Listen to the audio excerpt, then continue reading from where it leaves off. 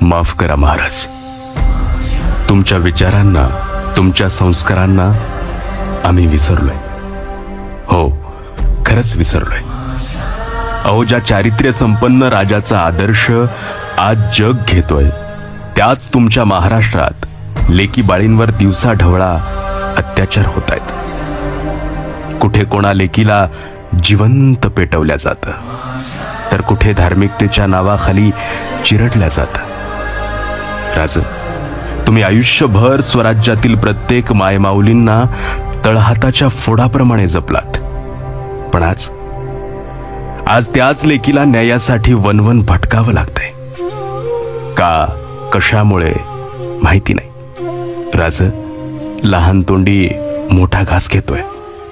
आता तुम्ही फक्त राजकारणापुरते मर्यादित राहिलात राज.